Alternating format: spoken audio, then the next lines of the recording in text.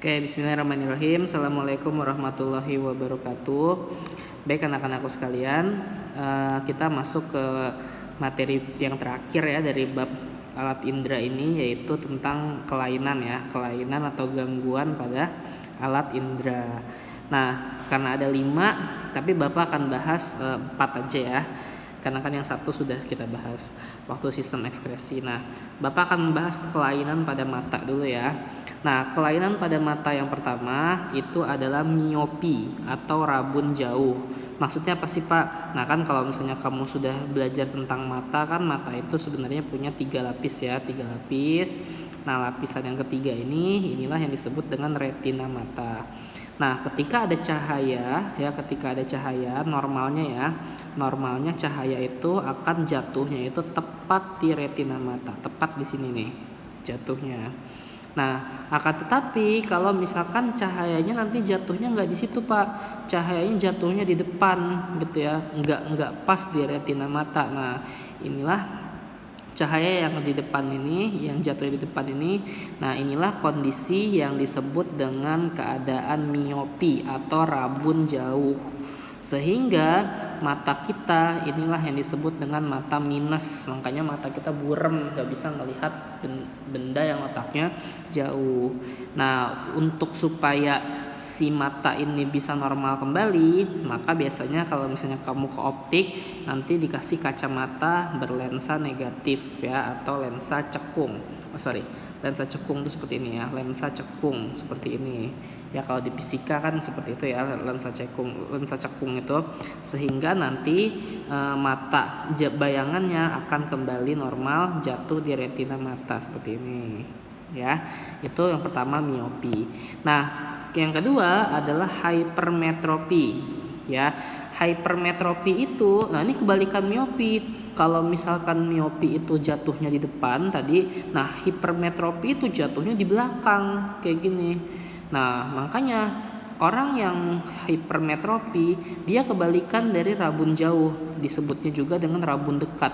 Dia tidak bisa melihat benda yang letaknya itu dekat gitu. Makanya kalau misalnya kamu lihat orang-orang yang udah tua, mungkin ibu kamu, ayah kamu atau nenek kamu ya, itu kalau baca sesuatu pasti dijauhin ya, karena dia nggak bisa melihat sesuatu yang letaknya dekat. Nah, supaya ketolong, nantinya dia menolongnya itu dengan lensa positif atau lensa cembung kayak gitu ya, sehingga nanti bayangan yang dibentuk sama dia akan normal kembali ya, letaknya di retina mata lagi kayak gitu. Paham ya sampai sini ya? Nah, kemudian ada yang namanya astigmatisme. Nah, astigmatisme itu jadi korneanya itu nggak rata ya, korneanya itu nggak rata, sehingga disebut juga dengan silinder. Ya mungkin kamu pernah ke optik, terus kata orang optik, kamu kena silinder. Kenapa? Jadi dia itu salah satu ciri orang silinder ya. Pernah nggak kamu kalau narik garis lurus gitu ya, kalau misalkan kalau buku kan ada garis-garis kayak gini nih, ada garis-garis kayak gini ya kalau buku ya biasanya ya. Nah, kalau orang yang normal itu pasti ngelihatnya ini sebuah garis lurus. Tapi kalau misalnya orang yang silinder ini pasti nggak akan lurus dia ngelihatnya, entah bengkok gitu ya, atau entah dia bergelombang kayak gitu ya, tulisan itu bergelombang. Itu orang yang terkena silinder ya, kena silinder. Jadi retinanya itu nggak rata ya kelengkungannya. Kemudian ada lagi yang disebut dengan presbiopi, mata tua. Nah, ini gabungan nih, dia miopi juga, hipermetropi juga. Dia rabun jauh juga, tapi rabun dekat juga. Makanya biasanya orang yang kena presbiopi itu kacamatanya itu lensanya double kayak gini ya. Nah, lensa itu begini. Ini lensa negatifnya, ini lensa positifnya. Nah, biasanya ini terjadi sama orang yang udah tua banget ya, makanya disebutnya mata tua. Kemudian ada lagi yang namanya buta warna. Nah, buta warna ini sel kerucutnya rusak. Ya, sel kerucutnya itu rusak. Nah, kita tahu bahwa sel kerucut itu fungsinya sebagai fotoreseptor ya, atau penerima cahaya. Nah, orang yang buta warna itu bukan orang yang monokrom ya. Jadi dia kalau melihat sesuatu itu bukannya monokrom. Kalau monokrom maksudnya cuma satu warna aja, bukan seperti itu. Tapi coba deh kalian coba lihat nih, ini Bapak punya alat tes buat buta warna. Kalian ngelihat nggak ada angka di situ? Kalau bagi kalian yang melihat ada angka di situ, mana ya? Kita coba yang agak ini deh, yang agak susah. Nah nih, kalau kalian nggak bisa ngelihat ada angka di situ, nah hati-hati, berarti mungkin kalian menderita buta warna. Tapi selama kalian masih bisa melihat ada angka di situ, berarti selamat ya, kalian tidak buta warna.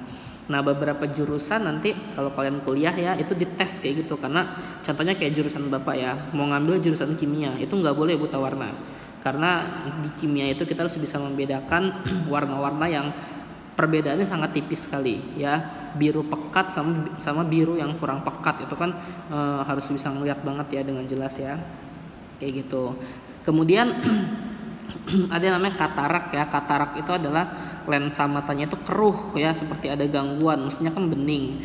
Jadi kalau orang katarak itu seolah-olah kayak ibaratnya kamu punya mobil, kaca depannya itu kotor gitu ya, istilahnya kayak gitu. Jadi kan penglihatannya kan terganggu ya.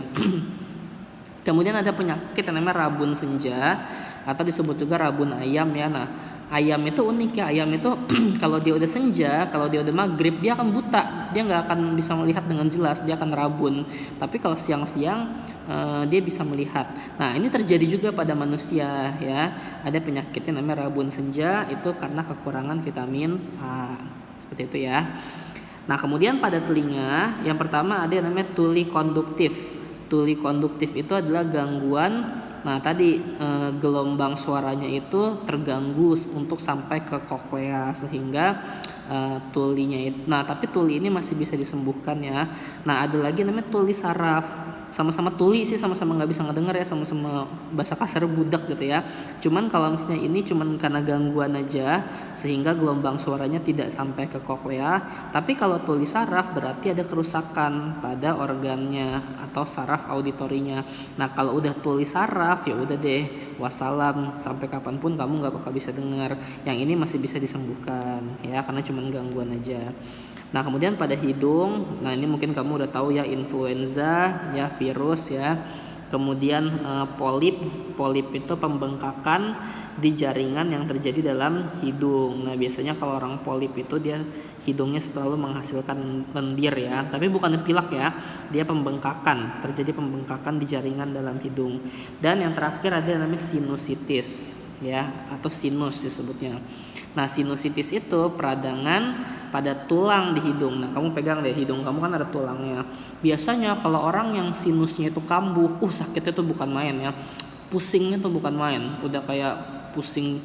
Mungkin kamu pernah nggak makan, kamu minum es ya, minum minuman pakai batu es, terus hidung kamu berasa nyerinya sampai ke kepala. Nah itu Nah itu sinus tuh seperti itu, cuman lebih parah lagi ya. Jadi orang yang udah kena sinus tuh udah nggak bisa ngapa-ngapain deh, nyeri hidungnya sampai ke kepala, sakit kepala kayak gitu ya, sampai pusing kepala. Nah yang terakhir lidah. Kalau kulit bapak nggak bahas ya, kulit kan udah bapak bahas di sistem ekskresi. Yang pertama ada sariawan ya, ini karena ada jamur jenis Candida albicans ya. Kemudian ada kanker lidah ya, di mana pertumbuhan sel-sel di lidahnya itu berlebih ya, sama seperti kanker-kanker yang lainnya ya, karena ada sel yang tidak diinginkan. Kemudian ada mikroglosi, yaitu ukuran lidahnya itu terlalu kecil. Nah sehingga orang yang kena mikroglosi biasanya dia itu mengalami gagu ya, atau tunawicara, dia nggak bisa berbicara dengan normal. Ya kan kita kalau misalnya mau huruf, ada beberapa huruf yang lidah kita itu harus kayak huruf L itu kan lidah kita harus nempel sama gigi kan. Nah kalau lidah kita terlalu kecil, terlalu pendek, ya nggak bisa gitu ya, nggak bisa pengucapan lafaz huruf itu ada yang tidak benar ya. Nah ada lagi yang namanya makroglosi, kebalikannya, yaitu lidah yang ukurannya besar sampai menjulang gitu ya. Oke, itu saja yang bisa Bapak sampaikan. Kurang lebihnya Bapak mohon maaf. Selamat belajar, semoga PAT-nya sukses.